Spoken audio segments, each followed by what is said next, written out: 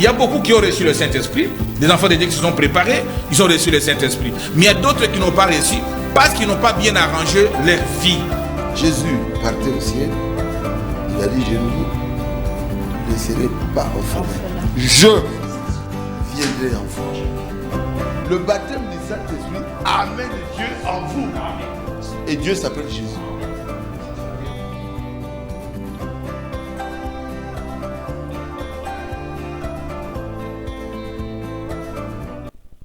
Bonsoir mesdames et messieurs, fidèles téléspectateurs de la PES TV, bienvenue dans votre magazine Le Monde et les Messages qui analyse l'actualité, les problèmes dans les églises ou la parole de Dieu au regard du message du temps de la fin pour tous ceux qui sont dans Malachie 4 et de la Bible qui est notre Urim Tumim à tous. Donc le seul livre par lequel Dieu va juger tout le monde, c'est la Bible qui met tout le monde d'accord. Donc nous sommes là pour analyser ensemble avec vous, c'est tous ces téléspectateurs qui nous suivez de partout le monde, les internautes, tout le monde.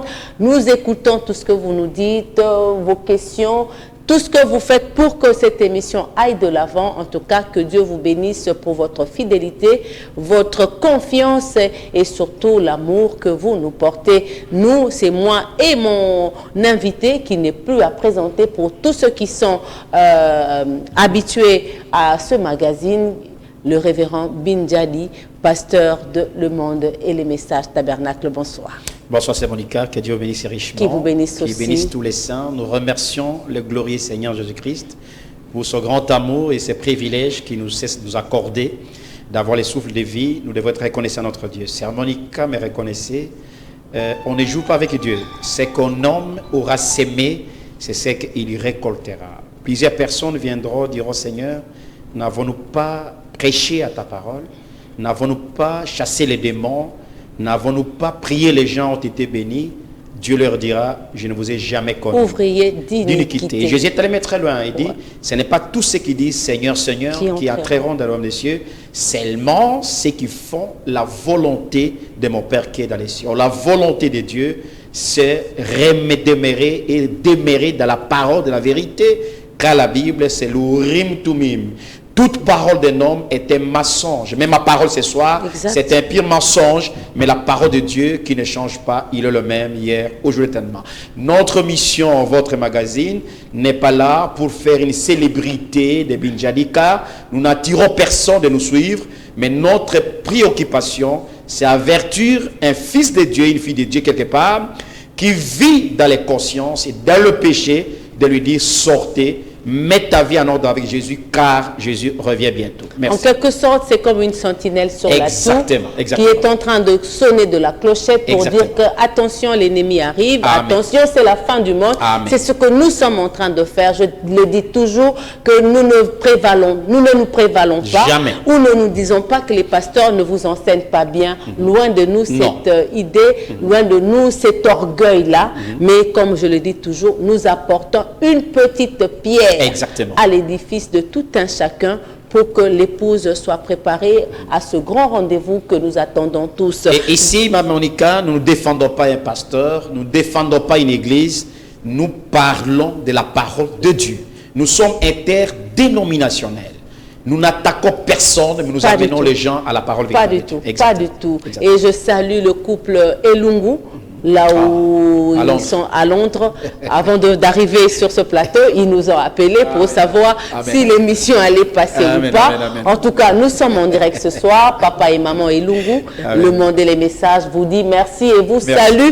Nous saluons aussi le couple Awazi Augustin qui nous suit depuis quelque part, ainsi que toute la famille Kalonji, tous ceux qui sont branchés à ce magazine Le Monde et les Messages, les Congolo, les Mbakou, les frères et sœurs. Il y a un frère qui m'a, le conseiller, si je ne me trompe pas, lui m'a toujours dit, mais comment? Oui, je sais que vous êtes tous derrière, vous faites sortir la télé pour que tout le monde puisse bénéficier.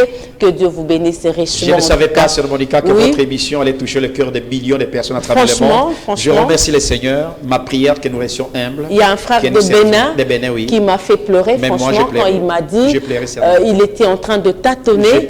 Et une fois dans les réseaux sociaux, monsieur, il est entré Gloire dans au Seigneur le monde des messages, dans le gloire au YouTube, Seigneur et dès qu'il a vu, quelque chose lui a convaincu de suivre, et depuis ce jour-là, en tout cas, ça marche.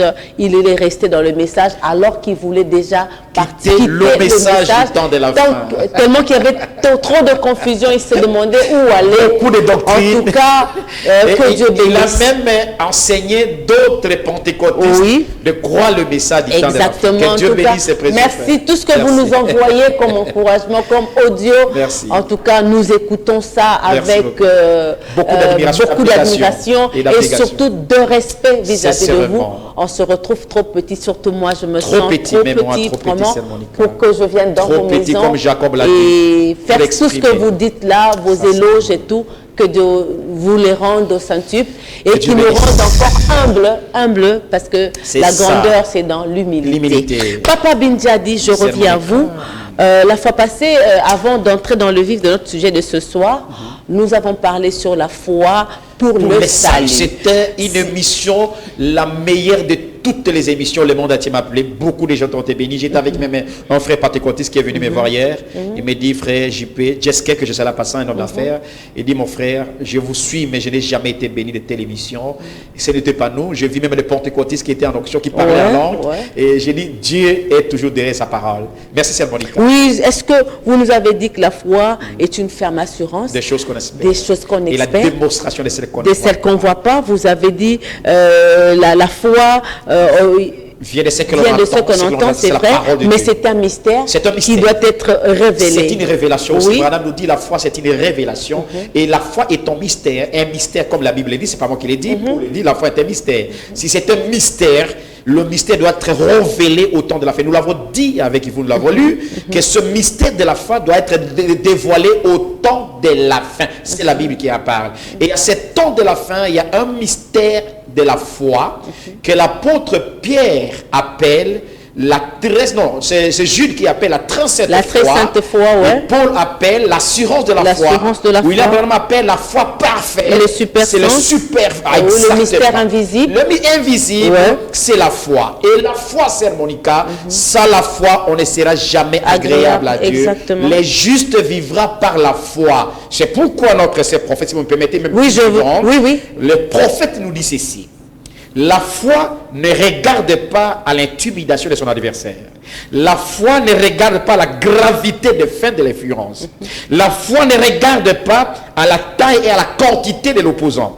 La foi ne regarde pas à l'origine et à la provenance du combat. Alléluia. La foi ne regarde pas à la sagesse et à l'intelligence des instructeurs. La foi ne regarde pas à la capacité des armes de l'ennemi.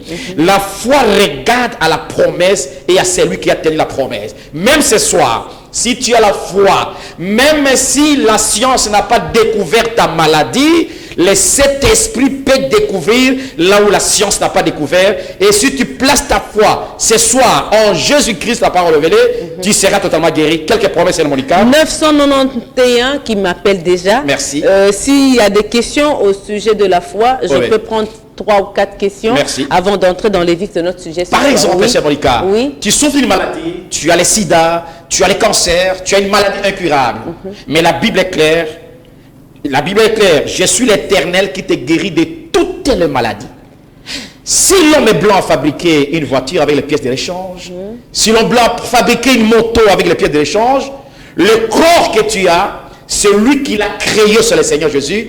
Aucune maladie ne peut résister devant le Seigneur Jésus-Christ. Si tu crois ce soir, tu verras la gloire de Dieu. Mais au-delà de cela, Monica, beaucoup de nos églises ont placé la foi pour la guérison, c'est une bonne chose. La foi pour les biens de ces morts, c'est une bonne chose. Mais toutes ces choses passeront. Même le corps ici sera toujours malade.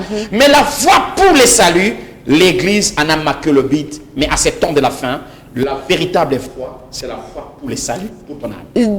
Avant d'entrer, il y a des questions. Merci. Il y a, parmi ces questions, il y a la première question. Il dit, bonsoir, pasteur Bill, c'était ce jour-là. Il dit, je voulais savoir quand un pasteur prie pour la bénédiction matérielle sur un fidèle, est-ce que ça demande la foi du fidèle juste ou la foi du pasteur et le fidèle? La bénédiction matérielle repose sur le principe de la parole de Dieu. Et c'est ce qu'il faut écouter, mon frère bien-aimé. Quand nous lisons Deutéronome chapitre 28, cela est lié à la bénédiction matérielle. D'être béni par la bénédiction matérielle, Dieu l'a dit. Tu seras béni en ville, tu seras béni en campagne, si tu obéis à la parole de Dieu. Ça, c'est le premier point. Deuxième point de la bénédiction matérielle, Dieu bénit par rapport à ta propre foi. Si tu as la foi pour ta bénédiction matérielle, Dieu t'accordera. Donc, tout est fait par la foi. Le pasteur n'est là pour accomplir une parole. Il peut arriver, un serviteur de Dieu aussi, la manière qui sera inspirée. Il dit non, je suis convaincu, cet enfant de Dieu paye sa dîme, soutient l'œuvre de Dieu. Comme le cas de frère, notre frère du ministère de la fin, qui était casseur de pierre, le frère John Charit, qui était casseur de pierre, il a pris sa maison, il a donné à un serviteur de Dieu. Voyez, ce serviteur de Dieu a prié pour le frère John Charit. Et frère John Charit a été béni multimillionnaire. Comme notre frère aussi, le Golgat. Le Golgat que nous utilisons, c'est un frère aussi. C'est un frère de bienfaisance. Parce que la loi de Dieu, Dieu ne peut pas changer sa loi. Il y a des bénédictions à donner qu'à recevoir. Quand vous faites les bonnes œuvres, Dieu aussi vous bénira. La bénédiction matérielle est liée par la foi et l'application de la parole de Dieu dans votre vie. Dans votre vie. Bonsoir, exactement. Pasteur Bin. Bonsoir, bien-aimé. Est-ce que avant... bonsoir, le monde des messages. Oui. Est-ce que les dénominations peuvent avoir la foi? Oui. Ça, c'est la première question. Exactement. Les dénominations ont la foi. C'est pourquoi Dieu le bénit, Dieu le guérit, Dieu le délivre. Ils ont la foi. Mais leur foi est limitée, soit est basée sur leur dénomination, les credos et les dogmes. À la limite que quand tu demandes à Dieu, Dieu les écoute sur base de leur foi. C'est pourquoi ils sont bénis, ils sont délivrés, ils sont guéris, ils ont fait beaucoup de choses. Mais ils sont limités. Ils ne mettent pas en pratique la foi sur base de la révélation de la parole de Dieu. Ils sont limités. Parce que je vous ai dit la fois passée, Sœur Monica, dans la vie, dans la parole de Dieu, il y a deux sortes de promesses. Il y a des promesses collectives et les promesses distinctives. Les dénominationnels mettent la foi sur les promesses collectives. Par exemple, on vous fera la guerre, on ne vaincra pas. Un pentecôtiste, s'il met la foi à cela, même un sorcier vient, il ne vaincra les sorciers par rapport à cette foi. Mais quand ton promesse est distinctive, je vous enverrai élu le prophète, ils ne croiront pas. Ça, c'est pour les... Soit la lumière paraîtra, ils ne croiront pas. C'est juste pour les élus. Exactement. Merci. Merci beaucoup, pasteur. Quelle différence faire entre la foi pour le salut et la foi tout court? Très bien. Ouais. La foi tout court, je l'ai bien dit, la foi tout court, c'est une substance que Dieu a mis dans le cœur d'un être humain de croire à l'invisible.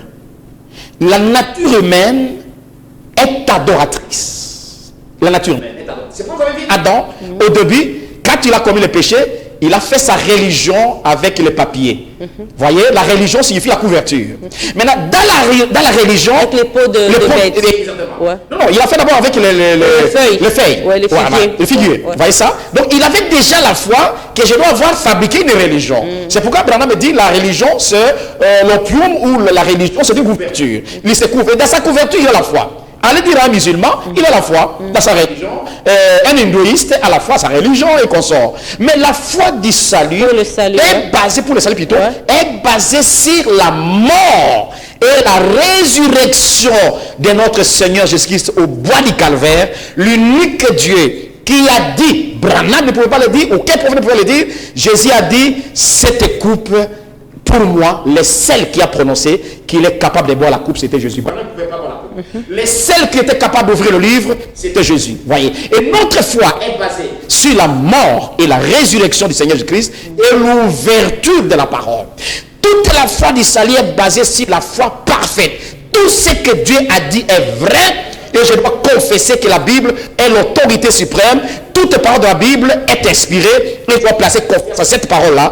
Tout le 66 livres, tout le 1260 chapitres, tout le 33 000 versets de la Bible, un véritable chrétien doit placer la foi à chaque iota. C'est pourquoi nous disons, chaque promesse dans les livres est mien. Chaque chapitre, exactement. Chaque verset, un véritable chrétien qui a la foi pour le salut, croit chaque parole, chaque promesse et chaque citation de la Bible. Bonsoir, le monde des messages. Est-ce que avant l'enlèvement, lorsque la pression œcuménique viendra, notre foi doit encore augmenter pour le troisième point? Que Dieu te bénisse. Notre foi augmentera dans la foi parfaite. Parce que la pression, elle commence déjà. La pression sera tellement forte. notre appui sera seulement le Seigneur Jésus avec la foi que nous avons cru. Nous aurons une foi parfaite et toutes les déclarations tenues par les prophètes, un véritable croyant la croiront, la déclaration bien entendue, et nous allons avoir la foi de l'enlèvement. C'est à cela que vous allez pouvoir, les choses vont se produire automatiquement. Sœur Monica n'a pas l'argent, je vais prier, je dis Seigneur, donne l'argent à ma sœur, que Sœur Monica puisse avoir 5 000 $ et la sœur Monica aura. Nous sommes capables de faire cela. Sœur Monica est malade. On m'a dit que Sœur Monica souffre un peu. Moi, Bill, j'ai pris au nom du Seigneur. La foi parfaite est associée par le Saint-Esprit et l'amour de Dieu. Amen. Et vous allez voir que cette fois, nous allons manifester cela. L'amour sera grand, la foi sera grande, tout sera grand. Donc Dieu va augmenter. Augmenter la foi. Je venais de lire, mais la foi sera augmentée. C'est pourquoi les disciples ont dit à Jésus, augmentez-nous la foi. La foi. Amen. Bonsoir, Sœur Monica. Que Dieu vous bénisse richement. J'ai besoin du numéro de frère Bin Jadi, s'il vous plaît. Merci. Oui. Je pense qu'il est là à la fin de l'émission. Vous l'aurez, ma sœur. On vous donnera son numéro. Merci beaucoup. Bonsoir, frère. Que Dieu vous bénisse. Vous avez parlé de la foi qui est aujourd'hui, qui n'est plus individuelle. La foi, elle est devenue collective. Mais comment démontrer, alors que la Bible, comment expliquer votre déclaration que la foi pour le salut n'est plus individuelle? Exactement. Ouais. C'est ça, exactement. Vous savez, les choses de Dieu ne sont pas le lait maternel. Quand le message de Branham, je le lisais même ce matin, Branham me dit, là où s'assemblent les aigles, là où se trouve le corps, là où s'assemblent les aigles. Un fils de Dieu ne peut seulement être un bébé. Le fils de Dieu doit grandir. Quand nous étions des bébés, la foi, exactement, la foi, et le salut est individuel. Jusqu'à la fin de cette journée individuelle, vous êtes sauvés parce que vous croyez à Jésus-Christ individuellement. Mais quand la foi pour les salis arrive à un degré le plus élevé, la Bible dit, crois toi et ta famille et vous serez sauvés. Nous avons démontré à ces temps de la fin, la foi pour les salis. Une petite dame chrétienne, Hattie White, cette femme chrétienne, ses enfants ont presque blasphémé. Ses enfants étaient impossibles d'être emmenés au salut. Mais la maman Hattie White, qui était chrétienne, a prié Dieu parce qu'elle a prié à Dieu. Et à travers la foi d'Hattie White, ses enfants ont été sauvés. Donc, il n'y a pas de contradiction. Donc, la foi individuelle aujourd'hui est devenue collective. Collective. Donc, toi, moi, je suis. Amen. Amen. Et nous avons démontré à Hattie White et frère Ed, dans le message de Branham beaucoup, tu es capable de réclamer tes enfants. Tu es capable de sauver ta famille. Tu es capable de sauver quelqu'un qui est à côté de toi. Mais qu'est-ce que vous direz de cette déclaration qui dit on ne peut pas être sauvé à cause de la foi de mon père ou de son père, mais c'est chacun, ou comme la Bible dit, celui qui mange les grains pourris, le rat mal assez. Je comprends. Je comprends. L'écriture est partie, mais il y a une idée là-dessus. Ouais. Celui qui croira, on n'a pas dit celui qui croira, qui sera baptisé, sera sauvé. Là, on parle de l'individualité de la personne qui croit, non pas parce que ton père est chrétien, tu seras sauvé parce que ton père est chrétien. Non. Même si ton père est chrétien, il y a deux possibilités. Toi aussi, tu dois croire comme ton père pour faire l'expérience du salut. Ça, c'est évidemment. Aussi, si ton père est chrétien, qu'il connaît sa position, il peut aussi prier pour ton salut et tu seras sauvé. Donc là, il n'y a pas une contradiction. Même si ton père, le problème que Branham explique, c'est là que beaucoup de prédicateurs ont la confusion. Quand Branham explique, il dit non, écoutez, tu ne seras pas sauvé par la foi de ton père. Oui, ton père a cru la parole de Dieu, il a placé la foi en Jésus-Christ, il est sauvé. Maintenant aussi, si ton père réellement est chrétien, Branham dit, la même foi que tu as eue pour ton salut, tu peux l'appliquer pour le salut de ta famille. C'est exactement la vérité. Donc c'est ainsi dit le prophète. Ah, c'est ainsi dit le prophète. C'est pas lui qui l'a dit. Donc nous devons grandir. Hein. Pas de confusion. Pas de confusion. Mais on avance. Exactement. Merci. Exactement. Bonsoir, révérend Bill. Merci beaucoup. C'est Bill. Ah, merci. J'aimerais savoir combien de fois existe-t-il dans le message de Branham. Très bonne question. Certains disent qu'ils sont enlevés, d'autres dans le millénium et d'autres attendent l'enlèvement. Je m'attendais à cette question. Est-ce que Branham a prêché ces choses?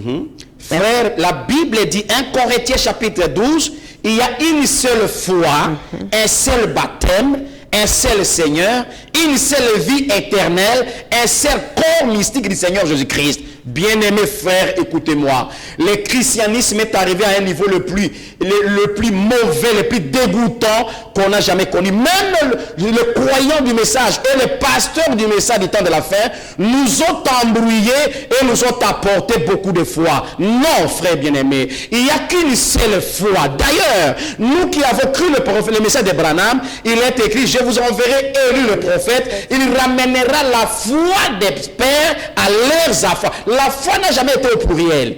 Consultez les dictionnaires. Elle est au singulier, féminin et unique. Exactement. D'ailleurs, moi, j'ai toujours le problème de nos interprètes du message. Les interprètes du message corrigent mal, interprètent mal cette citation. Ramener la foi des apôtres, ils disent le cœur au pluriel. Des enfants à la si vous suivez bien, vous remarquerez que beaucoup d'interprètes du message disent le cœur au pluriel. Non. Si vous regardez Malachie 4, c'est le cœur au singulier. Et ce cœur au singulier, c'est la foi. Le cœur de Malachie 4 n'a jamais été au pluriel. La même foi que je, c'est la foi que mon frère a Tunisie, la foi en Europe, la même parole, le même Seigneur. Mais nos pasteurs, avec la mise sur pied de leur dénomination, de leur pensée dénominationnelle, leur barrière, les pasteurs ont voulu nous faire croire qu'il y a plusieurs fois. Il n'y a qu'une seule foi, un seul Seigneur, un seul baptême, un seul prophète du temps de la fin, un seul ciel. Et cette foi-là, c'est la foi dans le message que notre prophète a prêché. Il n'y a pas deux fois, frère, il n'y a qu'une seule foi. Et pourriez-vous expliquer cette écriture qui dit quand Christ viendra, trouvera-t-il la foi sur que Dieu la te terre? bénisse richement. Frère Branham a prêché tout un serment qui dit lorsque le Seigneur viendra, trouvera-t-il de la foi? Cette écriture, de quelle foi il s'agit? Exactement. C'est la foi de croire au message que Dieu a envoyé. Pourquoi? Branham prend cette écriture, il associe cette écriture à Luc 17:30. Luc 17:30 dit ceci: lorsque le Fils de l'homme se révélera, et quand le Fils de l'homme se révèle au temps de la fin, est-ce qu'il y aura la foi? Il n'a pas dit trouvera-t-il de la justice, il n'a pas dit trouvera-t-il de richesse, il n'a pas trouvera-t-il de guérison, il a dit trouvera-t-il de la foi à croire à cette parole de la manifestation du Fils de l'homme? C'est ça exactement cette écriture-là. C'est de cette foi-là qu'il s'agit. Et il s'agit exactement de croire au prophète messager du temps de la fin. Alléluia. Bonsoir le monde des messages. Bonsoir. Je vous écoute depuis Matadi. Merci bien. Dites un peu au pasteur qui nous démontre que Job avait vécu avant Abraham, comme il le dit. Merci beaucoup. Moi-même, bien aimé, j'ai toujours posé cette question. Notre prophète Branham l'a dit, les historiens, les biblistes l'ont dit, Joseph, l'historien juif, l'a dit aussi. J'ai fait un peu de recherche et j'ai bien compris cela. Mais il n'y a pas une soutenance biblique. Maintenant, le bibliste nous dit ceci. Parce que le livre de Job, quand vous regardez la généalogie d'Abraham jusqu'en Jésus-Christ, vous remarquerez que entre Abraham qui a vécu 1945 ans avant Jésus-Christ et Jésus-Christ, on ne trace pas l'histoire de Job. Vous comprenez ça? Parce qu'on reconnaît l'histoire d'Abraham par le récit de Moïse. Maintenant, on remarquera, c'est selon le bibliste, on remarquera que Job a existé avant Abraham par le récit de chapitre 1, verset 1er, qui dit Job a été à Uz. Et selon les historiens, si ma mémoire est bonne, Uz là a existé avant Ur, là où Abraham a été appelé. Moi je pense, c'est peut-être c'est ça une explication, mais vraiment il n'y a pas une soutenance biblique la plus plausible. Pas de soutenance biblique, mais néanmoins ce sont là les questions Exactement. qui étaient posées. Merci, et nous revenons à notre sujet de ce soir, les 7 amis et les 7 ennemis de la foi. Alléluia. La foi. La foi. Transmise au sein une fois pour toutes. Elle est une ferme assurance. Des choses qu'on espère. Un mystère invisible. Alléluia, alléluia. J'aime ça. Une assurance. Amen, amen, amen, amen. Le supersens. Une victoire. Une victoire. Amen, amen, amen, amen. Mais elle a des ennemis. Des ennemis et des amis. Elle a des amis. Oh, que Dieu te bénisse. Quelle différence d'abord avant d'y aller, parce qu'il y a un frère qui, c'est une question que je devais oublier, que vous faites la différence entre la foi pour la résurrection et la foi pour l'enlèvement. J'ai aimé cette question. En tout cas, ouais, il veut vraiment que vous fassiez cette différence-là et ça va l'aider là où il y a la maison. Exactement. La foi pour la résurrection, c'est toute une émission, c'est mon cas, mais je vais briefer un peu. Tous les saints de l'Ancien Testament, à partir de Job, à partir d'Abraham, tous ceux qui sont morts avaient la foi pour la résurrection. Ils croyaient, c'est pourquoi Job a dit, je sais que mon rédacteur un vivant, même si ce corps est enterré un jour, Dieu ressuscitera ce corps, je serai ressuscité. Tous les saints, les justes de l'Ancien Testament avaient cette foi. C'est pourquoi Abraham, plutôt Job et Jacob, quand il a été amené en Israël, en Égypte, il a dit à ses enfants, ramenez mon corps, mes os, ramenez mes os où? C'était en Israël. Et quand Joseph était là, excusez-moi, c'est Monica. Je sais, là, c'est dans la chaleur de la parole. Exactement, je sais pas ça. Le souci de convaincre. Oui. C'est ça la parole. À toute occasion possible de convaincre. Alors, quand Jacob était là en Égypte, il a dit à ses enfants, ramenez mes os là. Joseph ramenait tous les enfants d'Israël qui mouraient, ont ramené leurs os où? En Israël. Nous avons parlé du mystère de Macpéla. Pourquoi? Parce que la sémence roi d'Abraham croyait à la résurrection. Et le jour que Jésus était ressuscité, tous les saints étaient morts plutôt, tous les saints étaient ressuscités. Voilà la foi pour la résurrection. De l'Ancien Testament. Et nous, du Nouveau Testament, nous avons cette assurance, et la Paul l'a dit, même si la mort où est ton aiguillon, la tombe où est ta victoire, tous les véritables chrétiens, c'est que même si je meurs aujourd'hui, je serai ressuscité parce que Jésus a dit, c'est lui qui écoute ma parole, qui croit celui qui m'a envoyé à la vie éternelle. Il n'est pas en jugement, il est passé de la mort à la vie. Un véritable chrétien croit, même moi, Binjadi, si je meurs aujourd'hui, mes frères, ne pleurez pas, remerciez le Seigneur, je serai ressuscité parce que j'ai la foi de la résurrection. Maintenant, la foi de la résurrection, c'est le petit frère des grands frères de la foi de l'enlèvement. Alléluia. C'est-à-dire, tout celui qui sera ressuscité, la première résurrection, ce n'est pas pour rester sur la terre, c'est pour être enlevé. Et maintenant, si nous avons la foi pour la résurrection, ayons la foi pour l'enlèvement. Si je ressuscite, donc je dois être enlevé. Automatiquement. C'est ça la première résurrection. C'est pour être enlevé. Merci bien ami. Merci et nous revenons à notre sujet de ce soir. Je pense que le frère a écouté sa réponse à la maison. Mais je ne prétends pas connaître tout. En tout cas, si vous avez une suggestion, vous pouvez le faire. Merci. D'accord, pas de problème. Aujourd'hui, ce soir, nous parlons sur les 7 amis et les 7 ennemis de la foi. Frère Bin, c'est trop fort. C'est très fort. Nous échouons beaucoup à partir de tous les saints, même Abraham. Même, excusez-moi, je dois témoigner d'Abraham, je dois témoigner de Branham, je dois témoigner de tous les saints pour moi-même. Tous les saints, tous les grands serviteurs de Dieu, nous échouons beaucoup parce que nous sommes entourés des ennemis de la foi. Mais quand nous avons les secrets de la victoire, c'est ça les amis de la foi. Les 7 ennemis de la foi, c'est Monica. C'est-à-dire ceux qui combattent la foi. Il y a les dangers autour de nous qui combattent notre foi. Nous voulons aller très loin pour maintenant apercevoir la foi, mais il y a quelque chose qui combat la foi. Ce sont les 7 ennemis de la foi. Après avoir lu la Bible, il y a beaucoup, mais nous avons résumé. C'était un enseignement à la télévision pour que les gens comprennent, les enfants nous suivent, pour que les gens nous comprennent. Nous avons résumé cela à 7 ennemis de la foi. 7 ennemis, on commence par les ennemis. Les ennemis, bien sûr. D'accord, oui. Ok. D'abord, c'est Monica. Oui. Un ennemi, c'est celui qui ne veut pas votre bonheur. Exactement. C'est lui qui cherche à votre destruction. C'est ça l'ennemi. C'est exactement. L'ennemi ne veut jamais votre bonheur. Un sorcier ne veut jamais votre bonheur. Un ennemi cherche toujours votre débonheur, votre destruction plutôt. Alors, quels sont les 7 ennemis de la foi? Le premier ennemi de la foi, c'est Monica, c'est le doute et la peur. Doute et la peur.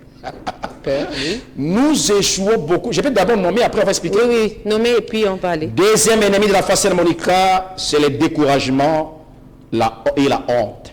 Découragement et la honte. Troisième, c'est Monica, c'est l'entêtement et la méchanceté. Quatrième, oui, c'est le raisonnement. Cinquième, c'est la sagesse et l'intelligence humaine. Sixième, c'est la paresse et les inquiétudes. Intelligence humaine. Hein? Oui, intelligence humaine. Oui. Sixième, c'est la paresse et les inquiétudes. Paresse, inquiétude. Septième, c'est la violation des consignes de Dieu. Voilà les 7 ennemis de la foi. Et nous allons... Violation des consignes, des principes de Dieu, c'est-à-dire la parole de Dieu. Nous violons beaucoup la parole de Dieu. C'est pourquoi nous échouons beaucoup. Waouh! Ah, mais c'est ça. C'est toute une émission. C'est toute cette émission. Les 7 ennemis de la foi. Doute et peur. Doute et peur. Découragement et honte. Entêtement et méchanceté. Raisonnement. Sagesse et intelligence humaine. Paresse et inquiétude. Et puis violation des consignes de Dieu. Ce sont les 7 ennemis de la foi. Si ces choses vous attrapent, vous n'avez pas la foi. C'est Monica. Le doute et la peur. Exactement. Les doutes profitent à l'ennemi, disent les juristes. Quand vous êtes un chrétien et que vous doutez même une iota de la parole de Dieu, vous n'avez pas la foi. Alléluia. J'aimais ça religieux. Jésus a dit, croyez en Dieu, croyez aussi en moi. Tout chrétien qui peut être chrétien, qui doute la parole et les promesses, n'a pas la foi. Voilà le premier ennemi. Quand vous doutez, vous n'avez pas la foi. Quand vous avez peur? La paix, quand Pierre a marché sur les eaux, il avait déjà le courage. Il était en train de marcher sur les eaux. Il a dit, Seigneur, si c'est tu, ordonne que je marche. Jésus dit, viens. Il a marché sur les eaux. Le deuxième humain qui a marché sur les eaux, c'est Jésus et Pierre. Il a marché.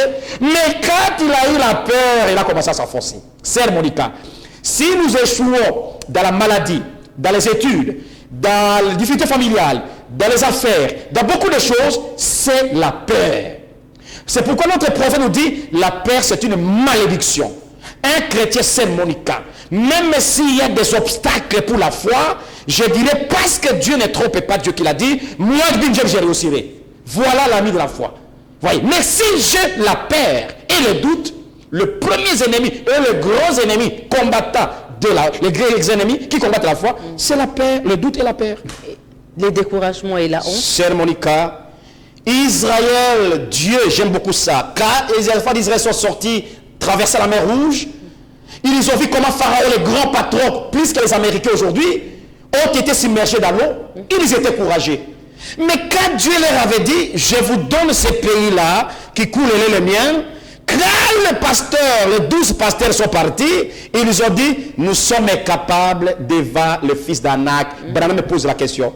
Dieu était capable de vous protéger devant Pharaon. Dieu est-il incapable de vous protéger devant les Anak? Il y a quelque chose qui nous décourage, qui nous donne, c'est le découragement.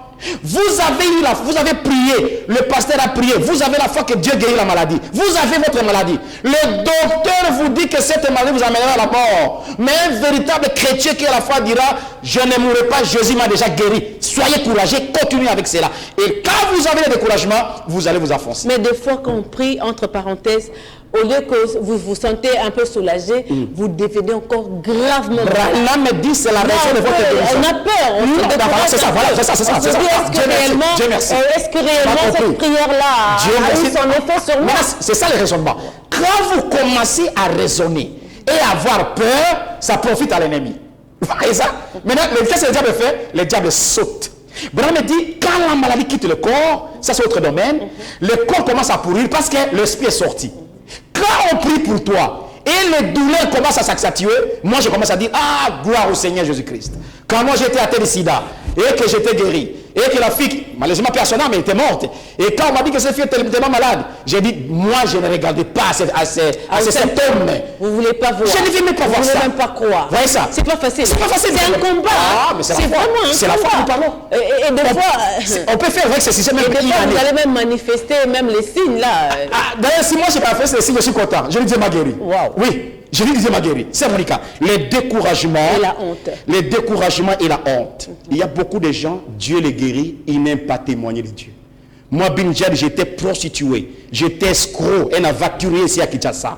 Dieu me donne la foi, me sauve dans ces messages. J'ai honte de témoigner Jésus. Jésus a dit, si vous avez honte de moi, j'aurai honte de vous devant les hommes. Mais il y a des gens qui ont été guéris. Branham me dit, il y a des gens qui ont été guéris qui n'ont pas témoigné. Ils ont honte, la maladie ont retourné. C'est comme avec les 10 lépreux.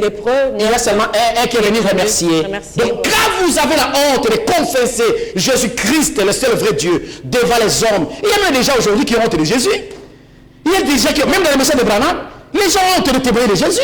Branham nous a montré un seul Jésus, le Seigneur qui est mort, qui est ressuscité. Et c'est au nom de Jésus. Nous allons faire une émission, Sœur Monica. La puissance et la méchanceté. Sœur Monica, je vous dis la vérité, il y a beaucoup de gens qui sont têtus. Surtout nos femmes et nos enfants. Très têtus, Sœur Monica.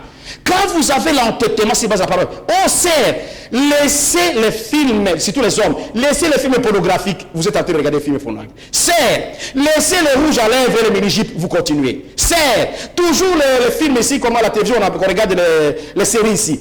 Cirque novella. Aïe, aïe, aïe, Seigneur, ayez pitié de nous. C'est tout, sœur. Vous venez à l'église, à tous les prières, oh, novella. Mais on a prié pour vous. Novella va vous attêter. Vous n'aurez jamais la foi. C'est exactement ce que la méchanceté. Méchanceté, beaucoup de gens sont méchants.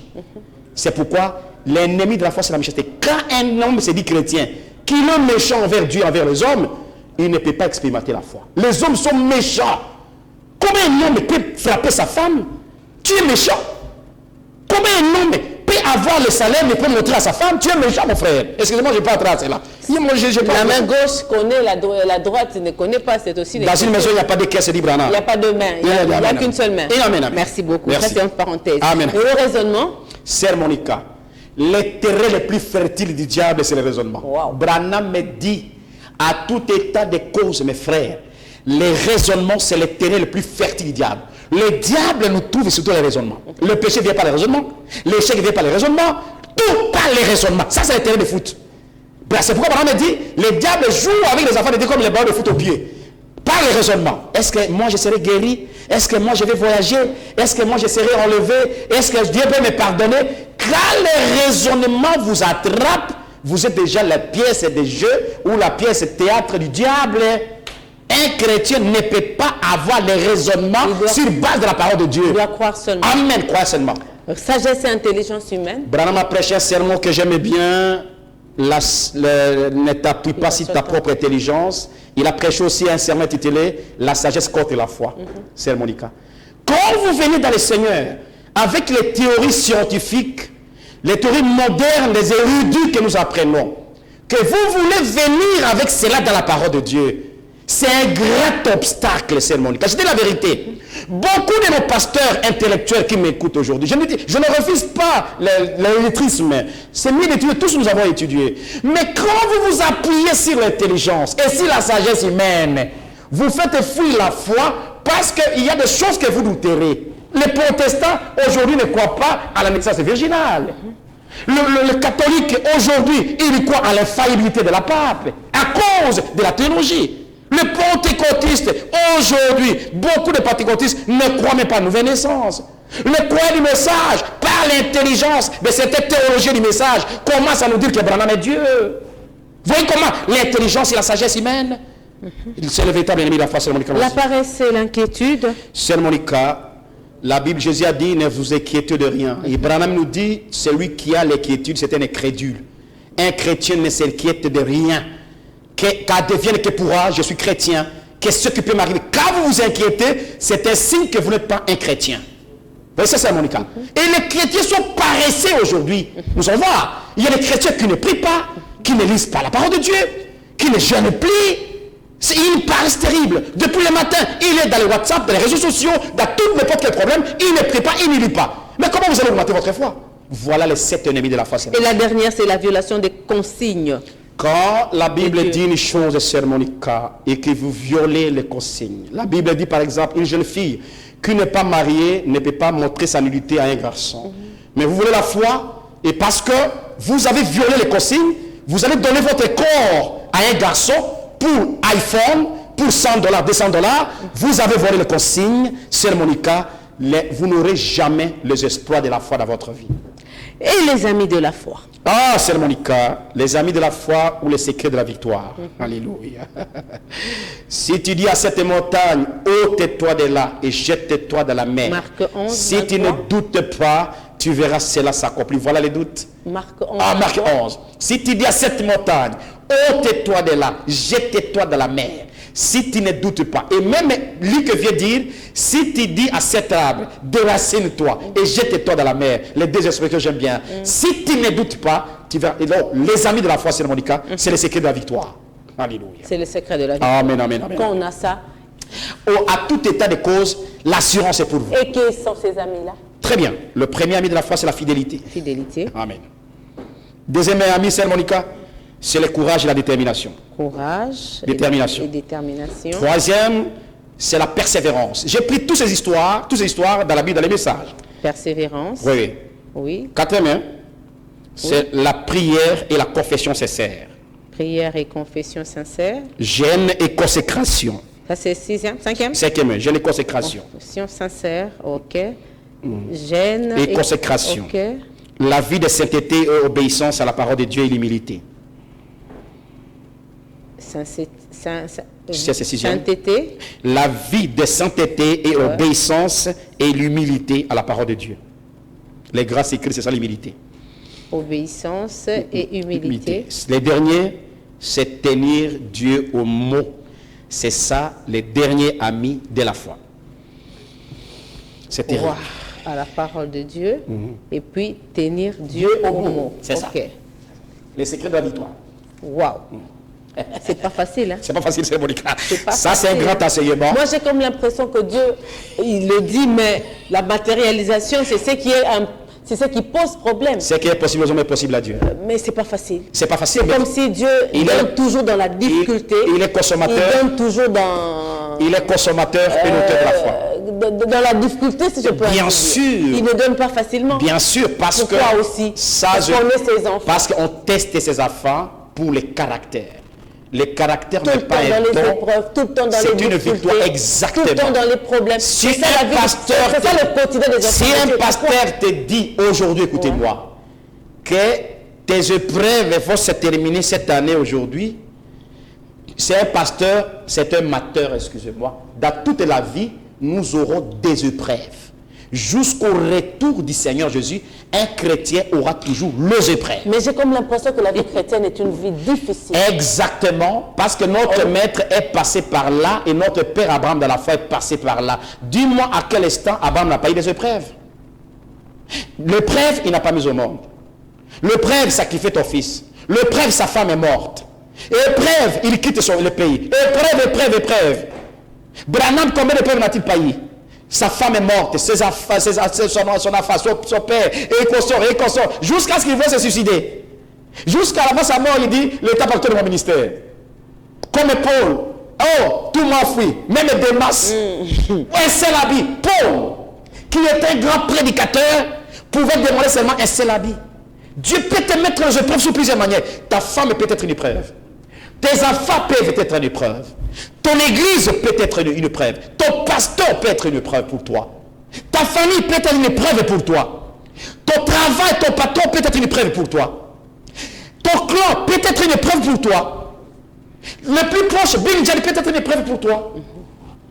Pourquoi? Pour que Dieu puisse confectionner les caractères. Les épreuves sont une bonne chose. En fait, tailler un caractère à nous, Sœur Monica. Sans épreuve, moi, Benjamin pouvait être à la télévision. Sœur Monica, la vie chrétienne est imbibée des épreuves. Quand une épreuve se termine, l'autre revient. Que personne ne vous trompe, et quand tu as une épreuve terminée, tu n'auras plus l'épreuve de ta vie. C'est faux. C'est un faux enseignement. Ce n'est pas scripturel. C'est le quotidien des enfants. C'est le quotidien des enfants de Dieu. Pourquoi? C'est pour que nous puissions persévérer, comme nous l'avons dit. La persévérance, c'est un mot sacré. Pour être d'abord fidèle, pour garder la fidélité. Sœur Monica, Dieu est fidèle. Et nous, les enfants de Dieu, il n'y a rien que Dieu nous recommande, c'est la fidélité. À sa parole. À sa parole, à ses promesses. Une bonne femme n'est reconnue bonne, c'est quand elle est fidèle à sauver des mariages. Mais si nous sommes l'époux du Christ, ce que Dieu nous recommande, c'est la fidélité. Comment moi je crois le message de Branham? Pour croire le bêtise des dénominations. Comment moi je crois la parole? Pour croire les credos et dogmes? Ça ne tiendra pas. Voilà la fidélité à la parole de Dieu. Le courage et la détermination. Sœur Monica, Dieu a dit à Josué, Josué, prends un bon courage. Devant, il y a beaucoup d'épreuves. Fortifie. Il y a beaucoup de fortification. Dieu merci, tu m'as dit la fortification. Devant toi, Monica, il y a une guerre qui t'attend. Il y a des flèches du Kassai qui t'attendent. Monica, il y a des flèches du travail qui t'attendent. Les flèches de Barou Tabernacle qui t'attendent. Fortifie-toi. Un véritable chrétien, c'était courageux. Pour que toi et moi nous venons faire l'émission ici, ni t'étais le courage, comment les affaires étaient bénies. Toi-même tu connais l'histoire. Avant que nous commencions, on a mis les obstacles moi et toi, avant que nous puissions servir le Seigneur. Exactement. Mais si tu n'étais pas courageux, moi je n'étais pas courageux. On est servi. Moi, les frères m'ont appelé du monde entier pour me décourager de faire l'émission. Mais c'est le même frère qui commence à m'encourager aujourd'hui. Dans la vie, si tu es chrétien, prends le courage. Et persévérance. Amen, c'est mon cas. La détermination. Ouais. C'est ça, presque la même chose. Le courage dans la persévérance. La persévérance. C'est pourquoi Jésus a dit persévérer. Quand il va tomber, Brahma prêcher, c'est moi j'aime bien, soyez certain de Dieu. Quand il voit que les difficultés surgissent beaucoup dans la vie, les mers sont devenir nuageuses, c'est là que Dieu va répondre. Ne t'arrête pas, soyez courageux déterminé. Seigneur, j'irai jusqu'au bout. Jusqu'au bout, je vais te suivre. Dieu ne m'a pas donné le don de chanter.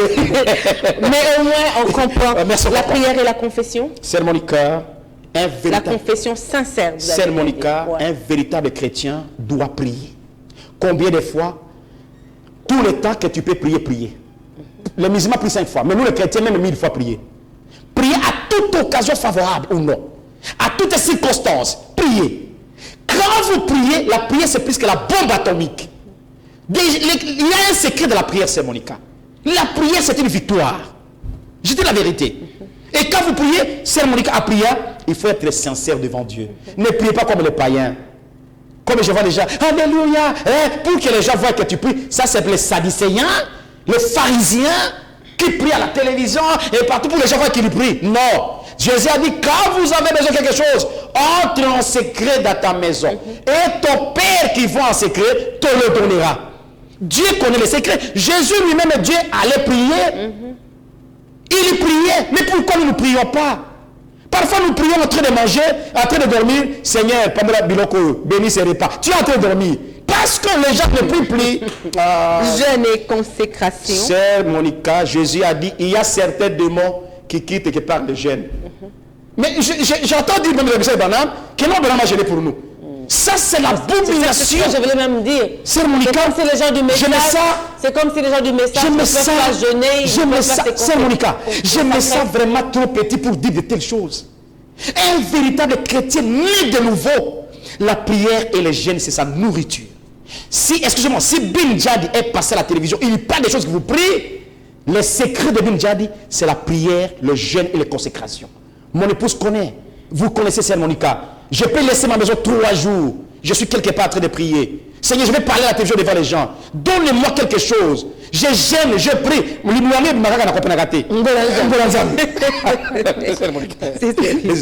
Oui, et puis la vie de sainteté, Monica. Obéissance et humilité à la parole de Dieu. Sœur Monica, la Bible est claire. Ayez la paix avec tout le monde et la sainteté sans laquelle personne ne verra Dieu. Aujourd'hui, nous les chrétiens, nous avons l'impudicité, l'impureté.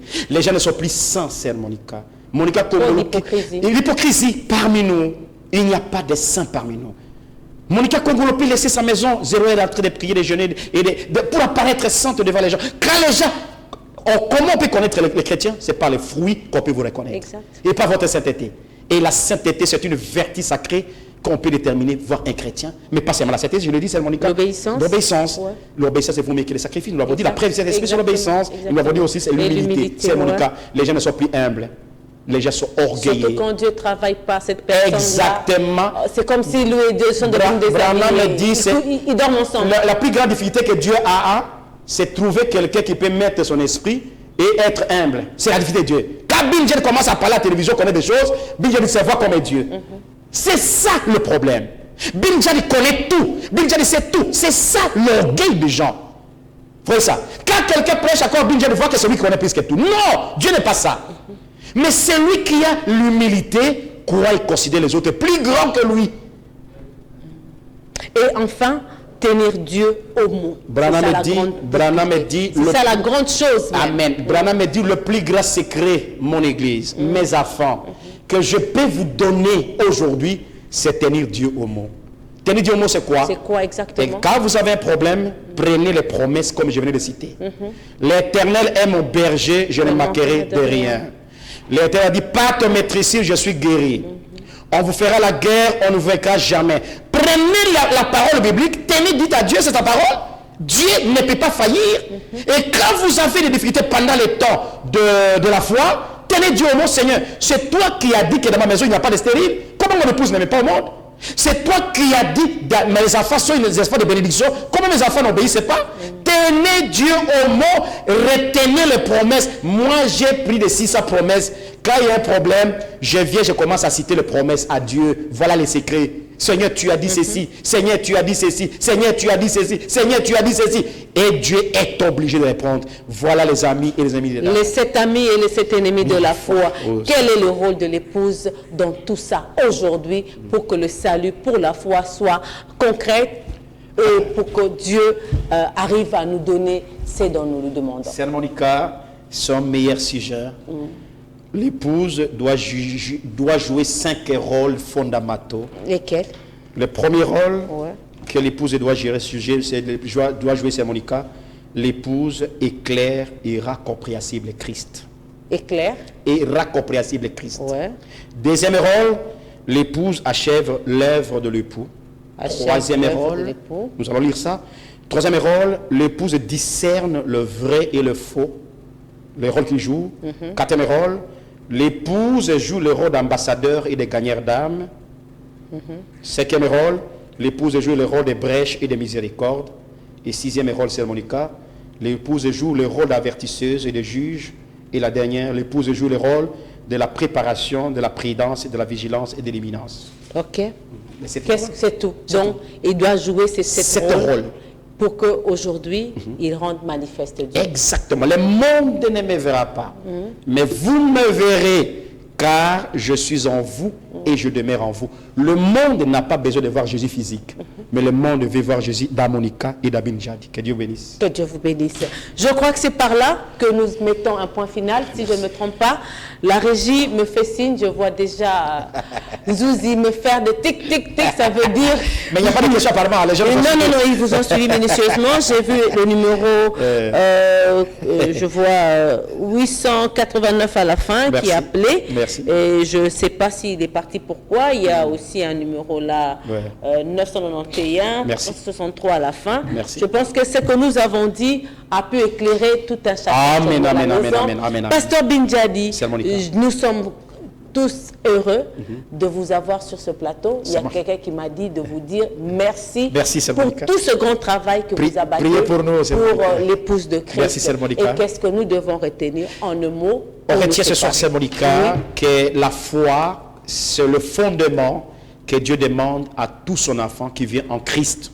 Sans la foi, on ne sera jamais agréable à Dieu. Mais aujourd'hui, la foi est un mystère, une révélation. Ce que Dieu nous demande, c'est la foi pour le salut. À travers la foi que tu as, tu peux sauver ton frère, tu peux sauver ta soeur, tu peux sauver tes enfants, pas ta propre foi, parce que la foi est une révélation. Et aujourd'hui, Dieu a besoin de la foi parfaite. On ne peut pas avoir la foi parfaite si on n'a pas les 7 esprits. Que Dieu bénisse. Que Dieu vous bénisse. Merci à la grande équipe qui m'a accompagné ce soir, tenue par les mains de Maître Zouzi qui est là et toute l'équipe qui l'accompagne. Merci aussi à mon invité pour sa disponibilité. Merci, franchement, il est toujours présent pour apporter une pierre à l'édifice de tout un chacun chez lui à la maison. Merci aussi à vous tous pour votre grande fidélité. Nous nous retrouverons le dimanche prochain, mais cette fois-là, c'est pour parler sur la séduction dans l'Église. Amen. C'est notre sujet de la fois prochaine.